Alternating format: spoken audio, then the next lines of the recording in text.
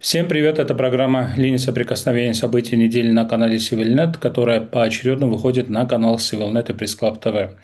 В течение последующих 50 минут политологи из Азербайджана и Армении Фархад Мамедов и Арек Кучинян резюмируют все те события, которые произошли в минувшую неделю в Армении, в Азербайджане и вокруг наших стран, и выступит со своими комментариями.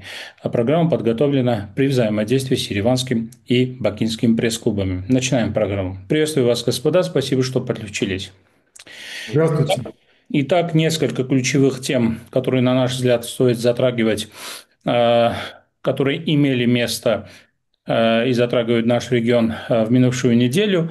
Это, конечно же, Израиль, Иран, то есть перемирие, надолго ли продлится данное перемирие и как он затрагивает наш регион. Я бы хотел здесь слово передать Фархаду Мамедову. Фархад, каким-то побочным, так скажем, эффектом вот этого, ну, помимо тех миграционных и так далее волн, которые почувствовали, хотя недолго, но наши страны, но есть и определенный политический эффект. Это разговор Пезешкиана, то есть президента Ирана с президентом Азербайджана, в ходе которого, согласно источникам иранской стороны, он поднимал вопрос изучения, исследования тех сообщений, которые касались того, что со стороны Азербайджана или с территории Азербайджана, с воздушного пространства Азербайджана могли просочиться в Иран определенные дроны и так далее, и быть по территории Ирана. Скажите, пожалуйста, как это было воспринято в Азербайджане и что сейчас происходит в этом направлении? Спасибо большое. Во-первых, если пройтись по результатам этой 12-дневной войны, то результаты такие, что нет документа, подтверждающего перемирие. Это исключительно устная договоренность. Не возобновлены еще переговоры между Соединенными Штатами Америки и Ираном. Непонятна повестка, так как практически главные ожидания США от Ирана, они в той или иной степени или же уничтожены, или же там нанесен самый большой урон. Это и тема оси сопротивления инфраструктуры на всем Ближнем Востоке, это и ядерная программа, по которой нанесен мощный урон, ну и ракетная программа Ирана, которая, может быть, является уже на сегодня самой актуальной темой, так как иранские ракеты в той или иной степени, но долетали до цели. С другой стороны, остается открытым вопрос контроля Ирана над собственным воздушным пространством.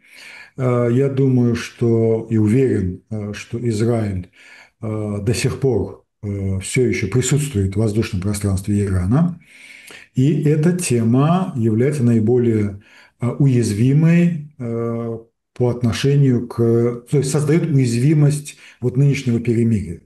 Если у Израиля возникнут потребности в нанесении точечных ударов, а мы слышим, что за последние несколько дней были взрывы по всему территории, значит, Ирана на отдельных производственных предприятиях и так далее, Израиль будет использовать эту возможность. Там есть и внутриполитический контекст, и тема давления на Иран и так далее. То есть говорить о том, что это перемирие полное, и Израиль больше не присутствует в воздушном пространстве Ирана, практически невозможно.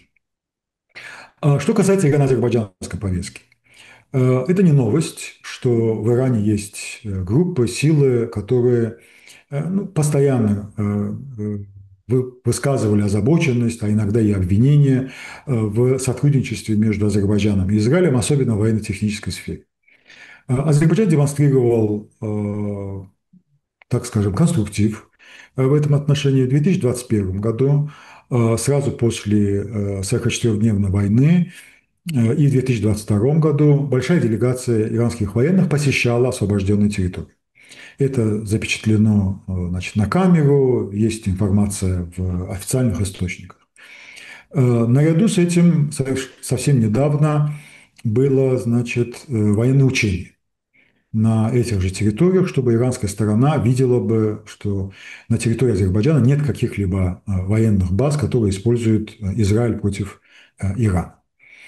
Однако эти обвинения все еще сыпятся. Баку уверены, что это делается со стороны тех же самых групп, ну, имя и фамилия им КСИР, которые проявили, ну, не самое лучшее качество во время войны 12-дневной, а мы должны понимать, что эти группы, они мейнстримовые в Иране, контролируют и экономику, и политический сектор, вот. И они должны в какое-то направление, значит, направлять недовольство населения Ирана, модерировать этот процесс, так как вопросов к ним очень много. Что в течение первых 12 часов войны была уничтожена вся верхушка и, значит, КСИРа, и военная вообще-то. И наряду с этим до сих пор воздушное пространство Ирана, то есть не контролируется со стороны самого, собственно, Исламской Республики Иран. В Азербайджане эта тема даже не обсуждается. Президент Азербайджана на встрече с послом Ирана новоназначенным, он отметил, что мы полностью не принимаем эти обвинения в какой-либо форме. Он даже не назвал это обвинением, он назвал это информацией. Ну, то, что президент Пезешкиан озвучил это, у этого может быть две трактовки. Или он действительно, значит, нормальная дипломатическая практика, он ожидает разъяснений с азербайджанской стороны, или же он просто транслирует вот те тезисы, которые вложили в его уста вот эта группа во власти, да, которая вот, потерпела поражение фактически, и получила соответствующий ответ от президента Азербайджана. Что может быть показателем, маркером 3-4 июля, вот на этой неделе, состоится саммит ЭКО, где должен присутствовать президент Ирана.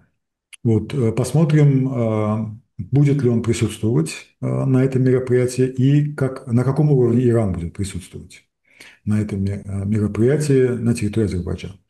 Второй маркер – то, что сразу после окончания войны в Баку появился новоназначенный посол Ирана. То есть если в Иране были действительно вот такие неприятные, да, так скажем, ожидания от Азербайджана или же требования, они бы, наверное, придержали бы приезд посла в Баку. Вот. Но он появился сразу после, значит, окончания войны и, значит, вручил свои документы президенту Азербайджана. Ну, опять же, главным маркером будет уровень представительства, значит, Ирана на саммите ЭКО, и после этого уже мы можем говорить, по какой спирали будут и развиваться взаимоотношения между Тегераном и Баку. Хорошо. Арэг, вам слово. Ирано-израильский конфликт и вызовы для Армении в данном случае. Какими они проявились? Ну, самое первое, что хотелось бы отметить, неясно пока что, нет пока что ясной информации на следующую тему. В конце концов, можно ли считать вот, ядерную программу Ирана уничтоженной или разрушенной до такой степени, что мы всерьез можем говорить про года или месяцы, на которые была отброшена эта программа. Пока что самая разная информация была значит, опубликована. Сначала американская разведка сообщала про уничтожение, потом про легкий ущерб, потом снова были рассекречены данные из Пентагона, которые сообщали про тотальный ущерб. То же самое израильская разведка. Сначала сообщалось о том, что ущерб был минимальный, потом сообщалось о том, что ущерб катастрофический. Все это, в общем-то, будет ясно, будет уже понятно в ближайшем будущем, как только начнется переговорный процесс. На мой взгляд, Иран согласится на уступки только в том случае, если этот ущерб имел место быть. То есть Иран попытается, так сказать, продать в переговорном процессе то, что уже уничтожено. Если вот они согласятся на то, что вот отсутствие ядерного вооружения, отсутствие национальной программы по обогащению урана, значит, все это уже было уничтожено. Если я очень сильно сомневаюсь, что они согласятся на такие уступки, если все это пока существует физически, пока если все это есть.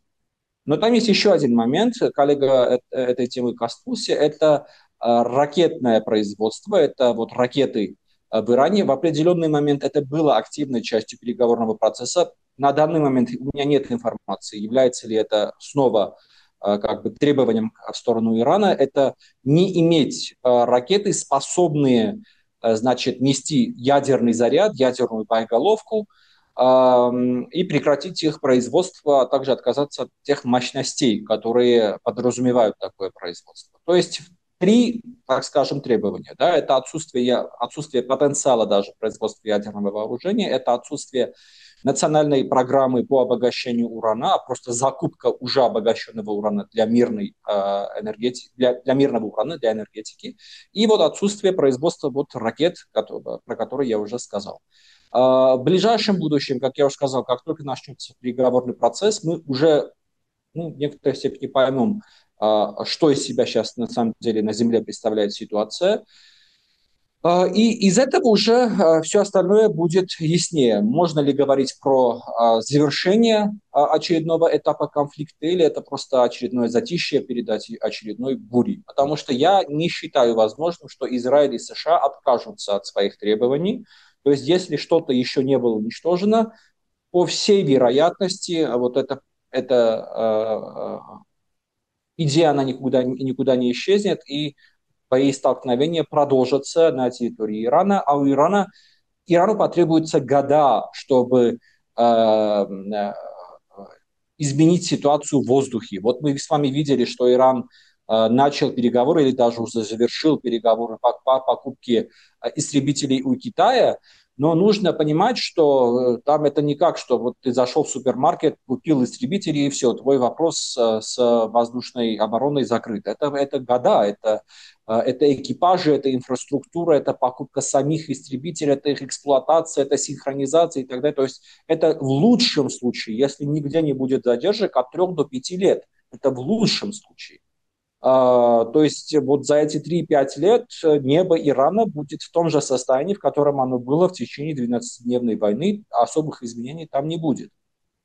И это тоже реальность, из которой нужно исходить. С точки зрения Армении, ситуация следующая. За 12 дней войны линии снабжения и международной торговли играет очень важную роль в внешней торговле Армении, особенно в восточном направлении. Это страны залива, это Индия, это Китай. Все это, в общем-то, происходит через порт Бандар-Аббас. И вы знаете также, что у Армении 4 соседа, 2 границы закрыты, а только 2 открыты. Это на севере Грузия, на юге Иран. То есть по линии продовольствия это имело колоссальную роль для Армении. Второй момент, это вот мы об этом с вами уже, коллеги, не раз говорили, это, в общем-то, общая такая была угроза и для Армении, и для Азербайджана. Это радиационный фон, который мог увеличиться, если запасы урана были бы, значит, повреждены. Слава богу, к счастью, такого не случилось. И, конечно, это миграционные риски.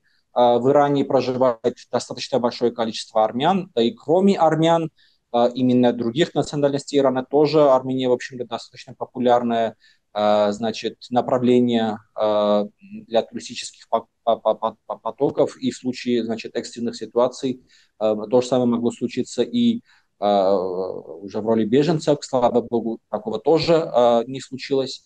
В общем и целом нужно отметить, что дестабилизация в регионе, дестабилизация в Иране и продолжение этого конфликта, естественно, не исходит ни из интересов Армении, ни из интересов Азербайджана, на мой взгляд. И скорейшая нормализация ситуации, а в перспективе и вообще открытие границ, снятие санкций, если значит, договор удастся заключить, все он, конечно же, на мой взгляд, исходит из лучших интересов региона. И еще один момент я бы хотел добавить. Вы знаете, я понимаю, что очень велик соблазн, скажем так, в Армении, среди экспертного сообщества, среди политических кругов, как-то воспользоваться вот тем недопониманием, которое есть между Ираном и Азербайджаном, или вот теми обвинениями, которые есть из Ирана в сторону Азербайджана. Но, на мой взгляд, это не мудрый шаг.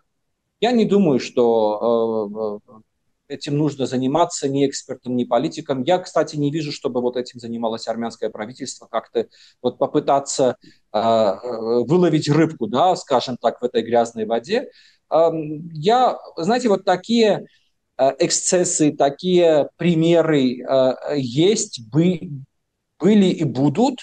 Наверное, вот в таких случаях как раз и развивается вот атмосфера доверительных отношений. Вот мы с вами очень часто говорим о том, что вот нужно учиться доверять друг другу, нужно работать над тем, чтобы вот механизмы доверия и так далее, и так далее. Вот это как раз такой случай, когда от того, как себя ведут стороны, и как раз развивается доверие или ухудшается вот та атмосфера, про которую мы с вами говорим. Я считаю, что вот Армения должна максимально нейтрально, максимально корректно продолжать свою политику в этом направлении. И еще раз хочу добавить, на мой взгляд, правительство именно этим и занимается. Но наряду с этим я хочу отметить, что и в политическом пространстве, и в экспертном сообществе есть люди, которые вот пытаются в обратном направлении работать, с чем я категорически не согласен. Ну, история конфликта такая у нас между Арменией и Азербайджаном, что часто ситуация воспринималась как игра с нулевой суммой, то есть Да. победа одной стороны, полный проигрыш другой и так далее. И главное насолить соседу в этом плане. Но все-таки за эти 12 дней... Одно просто предложение, Аршалуз, я извиняюсь. Нужно отметить, что не все, что плохо для Азербайджана, хорошо для Армении, и наоборот.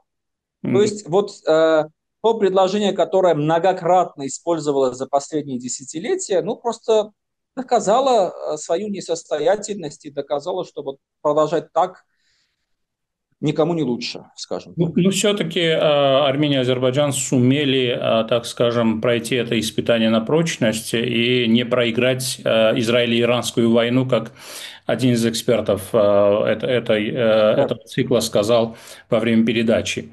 Фархад, вам слово, и вопрос такой. Сейчас мы наблюдаем довольно сложную ситуацию в российско-азербайджанских отношениях. Очередной этап от обострения или очередной виток обострения этих отношений, хотя до этого были подписаны, ну, вы знаете, декларацию о союзничестве и так далее, но после этого фактически несколько кризисов имели место в этих отношениях. Сейчас очередной виток. Почему все-таки эти кризисы происходят в российско-азербайджанских отношениях и почему не удается достичь определенного модуса в этих отношениях и определенного спокойствия? Почему такие бурления постоянно? Ну, я бы не согласился с утверждением, что постоянно. Основной кризис наметился после декабря прошлого года, когда был сбит гражданский азербайджанский самолет со стороны вооруженных сил Российской Федерации, и действия руководства России, они не отвечали справедливым ожиданиям азербайджанской стороны. Они были половинчатыми. То есть во всех трех направлениях, вот во всех трех ожиданиях Азербайджана эти действия были половинчатыми, незавершенными. И это привело к тому, что, ну, можно сказать, что с начала года отсутствует диалог на высшем уровне, который является вот главным, как бы сказать, зонтиком всех сфер взаимовыгодного сотрудничества между Россией и Азербайджаном. Это и тема диалога по безопасности, это экономическая сфера, это гуманитарная сфера, военно-техническая и так далее и тому подобное. Мы увидели, что лидеры общались только в марте, и то с участием президентов Беларуси и Таджикистана состоялся этот разговор. Однако президент Азербайджана не принял участие на параде 9 мая.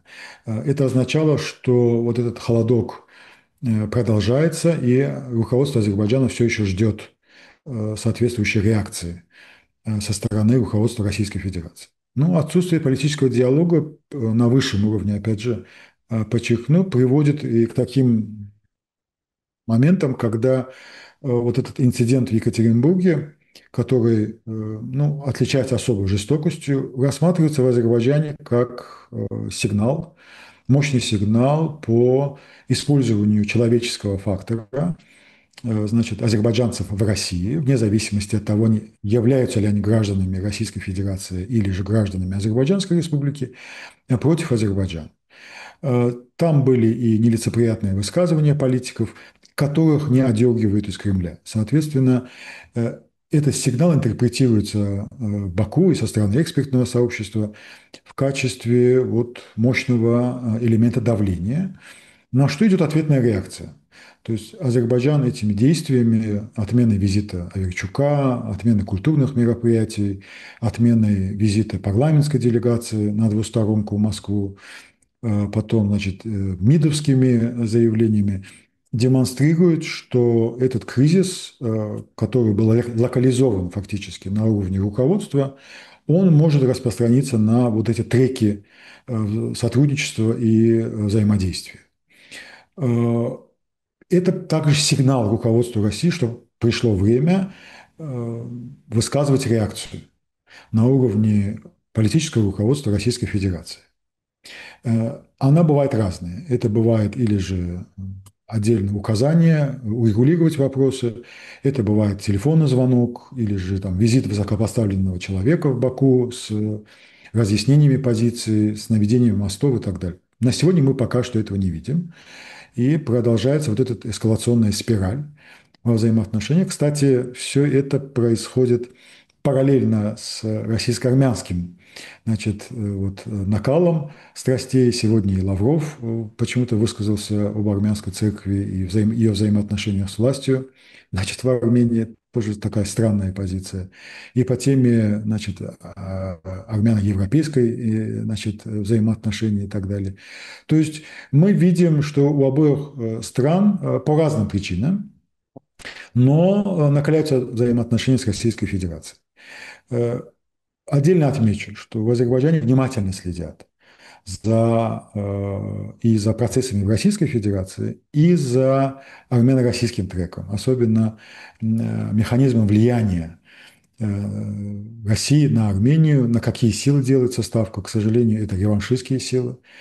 И уже так формируется и позиция по отношению к этому, что Азербайджан в случае успеха России, значит, в Армении по поддержке реваншистских сил, а мы видим, что это именно так, Азербайджан не собирается ожидать того, как будет формироваться позиция Армении уже при новых властях.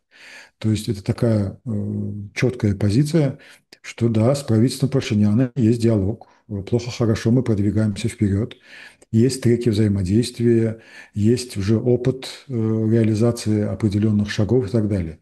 С новыми людьми договариваться будет очень сложно и практически невозможно, они не договороспособны. И здесь, да, возникает вот этот элемент. То есть мы внимательно следим за российско-армянскими взаимоотношениями исключительно в этом контексте. Потому что в той или иной форме, но поддерживаемые Россией силы, они используют антиазербайджанские нарративы, и там присутствует угроза Азербайджану, которая в случае их победы в политическом процессе Азербайджан должен будет реагировать превентивно. Мы можем это обсуждать на следующих неделях в наших эфирах, потому что этот процесс будет продолжаться. Но ясно одно, что вот этот армяно-российские и азербайджано-российские треки, они в той или иной степени, хотя и развиваются параллельно, но имеют вот одну цель, как бы один смысл. Это все больше и больше суверенитета, все больше и больше субъектности и отказа от негативного влияния из Москвы. Хорошо, понятно. Я не исключаю, конечно, вообще внешнее влияние на внутренние процессы в какой бы ни было стране, какой бы ни было стране, будь то Азербайджан, Армения, тем более это небольшие государства, и они подвержены внешнему влиянию, но все-таки Армения свободная страна, и здесь происходят свободные выборы, поэтому армянский избиратель будет решать в следующих выборах, кто будет править Арменией, а не внешнее влияние или что-то там еще. Арек, вам слово. Фархад задал тему в этом плане, то есть почему параллельно происходит вот это охлаждение отношений, можно сказать, в каком-то плане Азербайджана с Россией и Армении с Россией. И здесь интересно то, что, конечно, в этих отношениях определенные перепады бывают, но все-таки основной вектор рационализации, что ли, диверсификации и так далее, он продолжается, он не останавливается.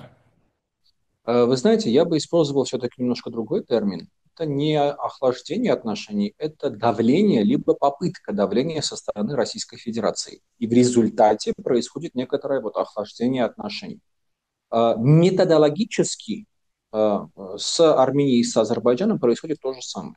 Россия либо давит, либо пытается давить, именно потому что обе стороны сейчас идут в сторону прибавления, скажем так, своего национального суверенитета, работают над политикой балансирования, над сбалансированной внешней политикой. Кстати, мы об этом уже несколько раз говорили, что, наверное, это впервые в истории, когда, ну, по крайней мере, Армения и Азербайджан в своей внешней политике, в общем-то, хотят одного и того же.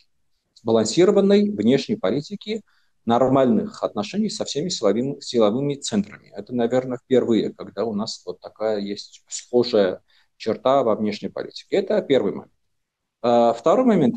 Давление, про которое я говорю, оно всегда есть. Вот это такое фоновое давление и в вопросах с Азербайджаном, и в вопросах с Арменией Россия всегда практикует. Время от времени, когда у них это получается, они пытаются повысить градус, повысить уровень того давления, которое они практикуют. В Армении это произошло недавно, когда, значит, Служба национальной безопасности совместно с Следственным комитетом обнаружили группу заговорщиков, которые, согласно объявлениям, пытались организовать государственный переворот. И, кстати, здесь, Аршалусь, когда вы говорите про то, что Армения свободная страна, и у нас есть свободный выбор, я с вами совершенно согласен, но до этих выборов нужно дожить. Понимаете, когда вот группы, над которыми, на мой личный взгляд, есть российский контроль и есть активное российское присутствие, скажем так, с этими политическими группами и активная работа с этими группами, пытаются организовать переворот и недемократическими, незаконными путями овладеть властью, тут уже совершенно другая перспектива открывается, и тут уже не про выборы, тут уже захват власти, причем захват власти, если не спонсируемый, то очень активно поддерживаемый Российской Федерацией. И здесь, знаете, возникает очень интересный вопрос. Почему вот люди, про которых я говорю, занимаются этим за год до выборов? Неужели Армения уж так сильно катится там на всех парах в пропасть, что они не могут потерпеть год и вот все свои политические взгляды донести до армянского избирателя уже меньше, чем через год и победить в этих парламентских выборах, раз уж они так правы в том, что они заявляют? На мой взгляд, вопрос совершенно другом. Они очень ясно понимают, что в демократических процессах возможности победы у них нет, и именно поэтому занимаются вот всем тем, чем они занимаются. Это второй момент. Третий момент. Знаете, опять-таки, этот вопрос нужно пытаться понять, я очень часто в последнее время использую это слово, методологически. Почему России так уж не терпится сменить власть в Армении, так уж не терпится, значит, всеми законными и незаконными путями что-то изменить в Армении? А очень просто, потому что на данный момент, как это коллега тоже отметил, худо-бедно диалог идет, прогресс есть, он очевидный. Мне не нравится, например, темп этого прогресса, я бы хотел видеть намного более быстрый, значит, процесс, намного более эффективный процесс, но не соглашаться с тем, что вот 2 года назад, 3 года назад, да даже 1 год назад, если сравнить ситуацию с сегодняшним днем, прогресс, он очевиден. А для России иметь армяно-азербайджанский конфликт на Южном Кавказе столь же важно, насколько это важно иметь внутригрузинский конфликт. Конфликт между Абхазией, Осетией и Грузией. Других рычагов давления, других рычагов влияния на Южный Кавказ у России нету.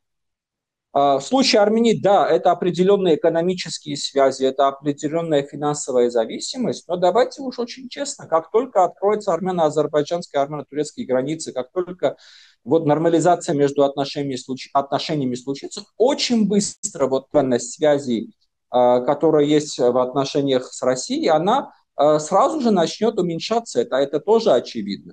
Ну, мэр И Григорян, я извиняюсь, мэр дополнительный, как бы, Григорян, дополнительный. я извиняюсь, Арак, мэр Григорян примерно об этом говорил, что после открытия границы на 40% может увеличиться энергетическая независимость Армении или уменьшится энергетическая зависимость Армении. Да, я именно об этом и говорю, что вот в случае нормализации, вот даже тот аргумент, который очень часто используется, значит, рядом экспертов, что вот, ну, о чем вы говорите, кроме конфликта есть еще экономическая зависимость, финансовая зависимость, энергетическая зависимость. Там же ведь тоже начинает все это балансироваться, и это тоже начинает диверсифицироваться. То есть это просто как, знаете, как аксиому нужно принять, что Россия против завершения конфликта, что Россия всегда будет активно работать против завершения конфликта. И в этом вопросе, ну, насколько бы это парадоксально ни звучало, и у Армении, и у Азербайджана только один союзник. Это вот мы друг другу. Потому что больше того, чтобы конфликт завершился, вот больше Армении и Азербайджана, наверное, в мире не заинтересован никто. Да, у Турции свои интересы, связанные с завершением конфликта, у Запада свои. Здесь у нас могут быть разногласия и так далее. Но вот самыми первыми бенефициарами завершения конфликта являются, соответственно, Армения и Азербайджан. И в этом смысле, ну, нужно работать друг с другом, нужно пытаться работать плотнее. И еще раз я, например, вот здесь напомню, еще в ноябре 2024 года Армения отправляла Азербайджану, значит, в письменном виде предложение по работе коммуникаций. И сейчас, ну, может быть, очень интересный момент ответить на эти предложения. Вы знаете, ответить можно даже негативно на эти предложения, но это уже станет разговором, который в перспективе может к чему-то принести. Потому что, вот, например, мирный договор, он же тоже не за день был согласован. Ну, отправляли письма, получали, отправляли ответ, не соглашались, продолжали диалог, продолжали переговоры. Я думаю, в конечном счете то же самое должно произойти и с коммуникационным вопросом, с вопросом по логистике. Нужно отвечать вот на это предложение, пусть даже вот отметить те части, на которые есть несогласие, даже вот самое радикальное несогласие. Ради бога, отвечать и продолжим работать, продолжим переговоры в этом направлении. Только этот процесс, на мой взгляд, будет самым эффективным ответом вот тем действиям России, которые она предпринимает и как против Армении, и как против Азербайджана. Фархад, вам слово, ваш комментарий по поводу того, достиг ли момент для того, чтобы начать диалог между, или продолжить диалог между Арменией и Азербайджаном, строго между Арменией и Азербайджаном по логистике, по разблокировке транспортных коммуникаций. Что в этом плане, по вашему мнению, обсуждается в Азербайджане? Насколько важен этот вопрос для Азербайджана сейчас? Ну, прежде чем отвечу на этот вопрос, я бы там пару элементов хотел бы отметить. Конечно, в Армении, как во всех странах, власть будет избирать народ Армении. И, в принципе, Арак сказал, что главное для этого создать условия, чтобы была бы минимизация внешнего влияния. Я высказался об ожиданиях Азербайджана, потому что кроме внутриполитических, экономических тем, в Армении обсуждается одной из повесток предвыборной кампании является взаимоотношения с Азербайджаном. И влияние внешнее, оно тоже сконцентрировано именно на этом. То есть это нужно учитывать, чтобы вот наша позиция – это не влияние на внутреннюю политику Армении, а именно тот элемент, который создает или же угрозу, или же перспективу для ведения соответствующих переговоров. Что касается темы диалога между Азербайджаном и Арменией, я согласен, что динамика может быть. В ближайшее время не связывал бы эту тему с Российской Федерацией, хотя косвенно возможно, да, связать это, логически, в принципе, это подходит. Но на сегодня есть актуальные темы. Вот что у кого больше там болит, или же что кому сейчас, вот именно в этот промежуток времени нужно и важно. На сегодня мы слышали, видели, что для Азербайджана важна тема распуска Минской группы ОБСЕ. И этот процесс, он может заиграть новыми красками, особенно с учетом позиции Российской Федерации. Вот. Можно даже на интерес проверить. Да, Могут просто не да, согласиться на рост. да, да, как это будет, что они там потребуют, что захотят и так далее. Это все как предмет переговоров. Но в Баку, я так понимаю, что готовится к различным сценариям развития ситуации. И мы в сентябре-октябре будем свидетелями вот какой-то активности в рамках ОБСЕ от блокирования бюджетов и так далее. То есть, чтобы эта тема не сходила бы с повестки. Для Армении эта тема, значит, разблокировки коммуникаций. То есть по мирному договору и по другим трекам тоже важно, но вот актуализация темы разблокировки коммуникаций – это тоже очень важно. По крайней мере, это чувствуется по официальным, значит, заявлениям руководства Армении. Соответственно, должны проводиться переговоры, чтобы посмотреть, вот как в этой палитре по приоритетам что кому важно и по каким направлениям можно идти вперед. Не забываем также о региональном формате. Он хорош тем, что там нет жестких ограничений по обсуждаемым темам. То есть, если он начинался там с экологической темы, с темы стихийных бедствий, там, взаимодействия в этой сфере и так далее, он может плавно перейти на тему определения границы или же тему тех же самых разблокировок коммуникаций, но уже вот под региональным зонтиком. Поэтому на сегодня мы уже заканчивается июнь, начинается июль, у нас есть, так скажем, пару месяцев до первых шагов, которые возможно сделать в рамках распуска Минской группы ОБСЕ, в рамках вот этой структуры, чтобы договориться, как продолжать это дело. Или мы идем вперед по согласованным трекам, где-то Армения, значит, поддерживает азербайджанскую позицию, где-то Азербайджан поддерживает армянскую позицию. Вот. И вот при этом согласовании продвигаемся по отдельным трекам, а треков у нас несколько. Граница, значит, тема распуска Минской группы ОБСЕ, разблокировка коммуникации, гуманитарная тема. Вот, что создает вот такой балласт переговорного процесса. В принципе, на сегодня в Азербайджане никто не отказывается от переговоров с премьер-министром Армении, с государственными структурами Республики Армения. Остается только наметить приоритеты в переговорном процессе и вот эти раунды. Да, это в двустороннем формате будет или продолжаем опять насыщать региональную повестку? Кстати, армянская сторона заявила на днях, что в будущем ожидаются какие-то встречи с азербайджанской стороной.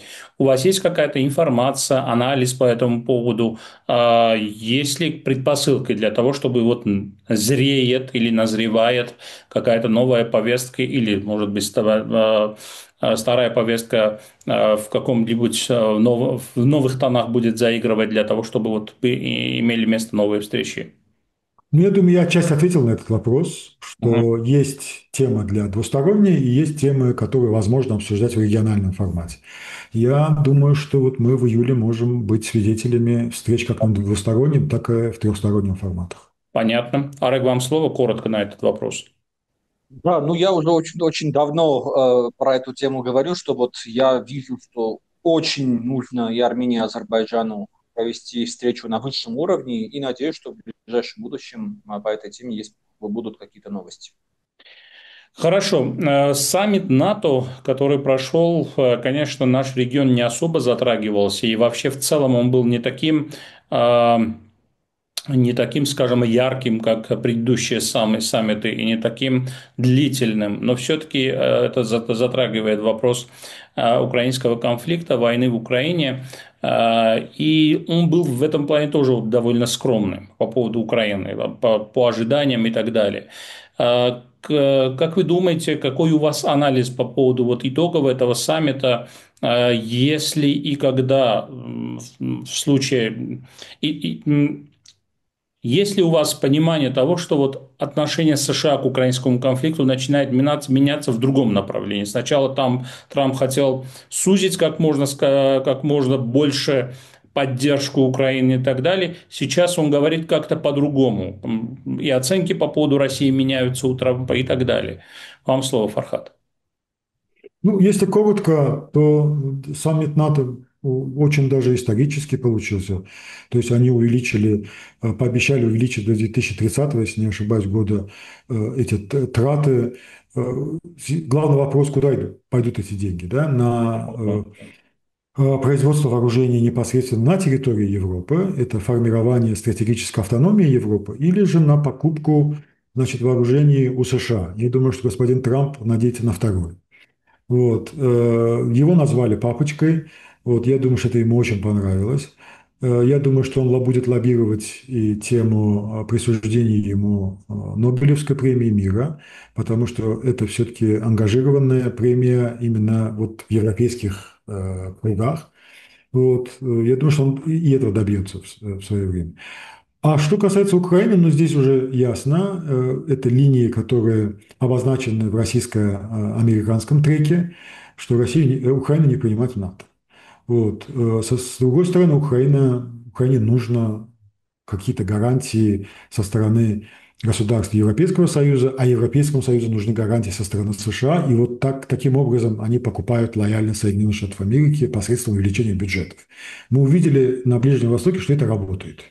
Когда вот Америке платят дань соответствующую, и Соединенные Штаты Америки вот слышат, так скажем, ожидания монархий, да, значит, Ближнего Востока о том, чтобы не вовлекать этот регион в большую войну, а только там превентивный удар или же там ограниченный удар по территории Ирана и ответный согласованный удар по бетону, значит, на американских военных базах в Катаре. Своеобразное СВО.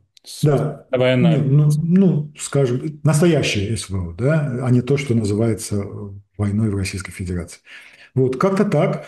А мы видим, и саммит НАТО еще показал, что структура, она продемонстрировала гибкость, во-первых. Во-вторых, кризис, я думаю, что на каком-то уровне преодолен в рамках НАТО, и она показала свою устойчивость, эта структура.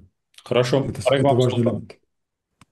Да, благодарю. Ну, самое первое, что нужно отметить, это соглашение дойти до 5% значит, барьера, который, в общем-то, на которое согласились все страны. Там в определенный момент Испания была против, она осталась одна, и Трамп не постеснялся вот начать личное давление, скажем так, на эту страну. Исторически очень долгое время это считалось невозможным, чтобы вот страны не то что на 5% согласились, чтобы они хотя бы 2% свой как бы барьер переступили. И очень долгое время большинство европейских стран не тратили хотя бы вот 2% своего ВВП на оборонку. Сейчас есть вот такая договоренность, что до 2030 года дойти до 5%. Конечно, договоренность – это вещь одна, нужно это еще реализовать. Это второй момент. Но нужно отметить эффективность Трампа и его администрации в этом вопросе. То, что считалось десятилетиями невозможным, сейчас уже договорено между сторонами. Конечно, здесь есть тот вопрос, который коллега отметил, на что будут тратиться эти деньги. Естественно, что европейцы хотели бы тратить эти деньги на собственные мощности, скажем так. Американцы хотели бы, чтобы все это покупали у них. Это второй момент. Третий момент, да, Аршалуйс, вы совершенно правы, мы с вами видим некоторые изменения, опять-таки, риторики в украинском вопросе. Если изначально администрация считала возможным вот быстрыми шагами, быстрым темпом завершить конфликт и договориться, вот этот термин очень любят в этой администрации, это deal, да, вот договор, как бы сделка, наверное, самое правильное слово. Вот они хотели пойти на сделку с Россией, но это не удалось. В администрации есть впечатление, что Россия их обманула, что Россия их кинула. И сейчас, если использовать вот терминологию, которая сейчас очень активно используется в британских кругах, хотели по-хорошему, не получилось, сейчас будет по-плохому. Ну, насколько США, насколько эта администрация будет готова тратить ресурсы на вот второй сценарий, уже покажет время. Арек, коротко также прокомментируйте, пожалуйста, вот дистанционное участие Армении в саммите ЕАЭС. Ну, саммит проходил Высшего экономического совета Евразийского экономического союза в Беларуси. Понятное дело, что лидер Армении мог присутствовать только в таком формате. Но вы помните предыдущий саммит, когда была словесная перепалка между лидерами Армении и Беларуси, и словосочетание телевизора не может быть в другой раз. Мы все помним, все-таки телевизор оказался на месте, и армянская сторона приняла участие в дистанционной форме в этом саммите. Ну да, телевизор в Минске нашелся, и им удалось услышать, значит, выступление и речь премьер-министра. В общем-то, никакого сюрприза не было. В предыдущий раз премьер объявил, что вот он принимать участие физически на мероприятии не будет, что в свою очередь связано с его выступлением в парламенте, где он объявил, что до тех пор, пока не приедет в Беларусь, не будет участвовать в никаких мероприятиях на территории Беларуси. Это, в свою очередь, связано с выступлениями, высказываниями белорусского президента и с той активностью, которую Беларусь, значит, представляла во время армяно-азербайджанской войны, в поддержку Азербайджана, будучи формально, по крайней мере, союзницей России и членом ОДКБ. Это все никуда не исчезло, это все будет продолжаться. Это такой первый слой. Второй слой, на мой взгляд, ну, он немножко глубже. Армения будет продолжать демонтаж, скажем так, вот всей своей вовлеченности, вот той огромной массы связей между Арменией и, в первую очередь, Россией. Я здесь добавлю, например, выступление замминистра иностранных дел, который объявил, что наше терпение не безгранично, и что если вот ЭКБ ничего не изменится, и вот те заявления и те действия, которые мы ожидаем, не случатся, то вот тот уровень деинтеграции, который сейчас есть между Арменией и ОДКБ, он может расшириться, он может развиваться. То есть очень четко армянская сторона поднимает вопросы, на которые не получает ответы. И вот та эскалация, которая есть между Арменией и евразийскими вот всеми этими интеграционными процессами, будь то СНГ, ЕАЭС, ОДКБ, Евразийский банк и так далее, вот та трещина, которая произошла, она будет только расширяться. Хорошо, Фархад, если есть что комментировать по поводу вот этого вопроса, давайте, пожалуйста, если нет, последний вопрос поднимем, затронем. Ну, я думаю, последний вопрос будет про визит госпожи Каллас. Да, да. Да, я как раз отвечу и в этом контексте. Хорошо, хорошо. Тогда визит госпожи Каллас в Армению, она сейчас находится в Ереване. Вот в эти минуты, можно сказать, проходит встреча с министром иностранных дел Армении Саратом Мирзояном. И в целом обсуждаются ну, разные вопросы, в том числе по подписанию или согласования новой повестки, так скажем, армяно-европейской. Ну и в целом, если начать с Фархада, Фархад, комментарий по этому вопросу. До этого она была в Азербайджане, Каллас была в Азербайджане. Скажите, пожалуйста, есть ли некие новые подходы, что ли, Европейского Союза по нашему региону? К чему готовится в этом плане Брюссель по армяно-азербайджанскому диалогу? Что может делать вот в этой новой ситуации, условно новой ситуации? Да, мы видим новый подход. Он разграничивает, делает автономным взаимоотношения ЕС, Азербайджана и ЕС, Армении. Я так понимаю, что в Европейском Союзе приняли позицию двух столиц о том, что не получилось посредничество Европейского Союза, но Европейский Союз со своей стороны предлагает свои возможности, если стороны, например, согласятся их принять. К примеру, предотвращение стихийных бедствий, экологическая тема и так далее. Плюс параллельно есть треки. постконфликтного восстановления. Для Азербайджана это актуально для нас, участие Европейского Союза, пока оно минимизировано. А в Армении это уже, значит, тема интеграции, насколько глубоко они пойдут дальше вперед. Дальше, я не знаю, Арак, наверное, скажет нам, собирать или подписывать договор СЕПА+, или пока еще он находится, значит, на уровне обсуждений. Вот. Главным противником ЕС в нашем регионе является Российская Федерация, они этого не скрывают. И главная арена противостояния, она перешла из Грузии фактически в Армению. И сегодняшнее выступление господина Лаврова о том, что это вызывает озабоченность заявления официальных лиц Армении, значит, относительно того, что когда время придет, мы, значит, примем решение и по ЕС, и по ЕДКБ и так далее. И последний элемент, который вызывает у нас, значит, особое внимание, это анонсирование того, что Европейский Союз и Армения, они вот углубляют взаимоотношения в оборонной сфере. Что это такое, с чем это едят? Потому что Европейский Союз, оборонный контекст, да, Европейского Союза, он достаточно новый.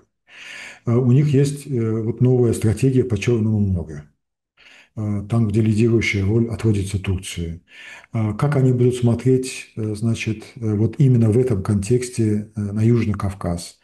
Если это коммуникации и энергетические коридоры, то как ЕС собирается участвовать в обороне или в обеспечении безопасности этих структур, значит, этих дорог, коммуникаций и так далее.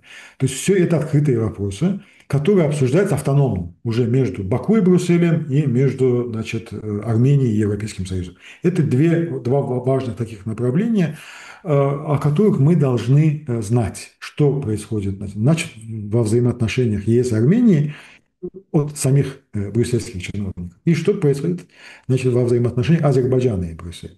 Вот. Это очень интересный такой трек, который заняла, значит, европейская сторона. Но, как видим, и с Азербайджаном происходит нормализация отношений, и с Арменией происходит углубление отношений. Если эти два процесса не будут мешать друг другу и не будут создавать такие элементы раздражения, то Европейский Союз сможет увеличить свое присутствие в этом регионе конструктивно. Арек, вам слово. Что ожидать? Да, я очень коротко отвечу. Думаю, что основное мое выступление на эту тему будет в следующий понедельник, после того, как уже все значит, результаты визита Калласа будут очевидны или будут ясны. Но по теме СЕПА+, насколько я это понимаю, переговоры окончены, все, в общем-то, согласовано, и сейчас идет процесс ратификации на уровне, значит, стран-участниц. Вы знаете, что большие договора Европейский Союз также обязан, значит, согласовывать со всеми членами, со всеми участниками. После этого, значит, нужно говорить про подписание. Я не уверен, что во время визита Калласа подписание случится именно вот по этой причине, но, опять-таки, насколько я это понимаю, значит, переговоры окончены, переговаривать уже нечего, документ готов. Это вот по этой части. По второму моменту, значит, обсуждать много чего есть и по инфраструктуре, и про безопасности, и про экономическим связям, и про, значит, конференции, которая произойдет в Ереване уже меньше через год. То есть, значит, на повестке дня огромное количество вопросов, будет очень много встреч со всеми представителями верховной власти в Армении, и про результаты уже поговорим на следующей неделе. Хорошо, коллеги, спасибо за участие в программе. Это была программа «Линия соприкосновения событий недели» с участием Фархада Мамедова и Арека Кучиняна на канале CivilNet. Программа подготовлена при взаимодействии с Ереванским и Бакинским пресс-клубами. Оставайтесь с нами. До новых встреч.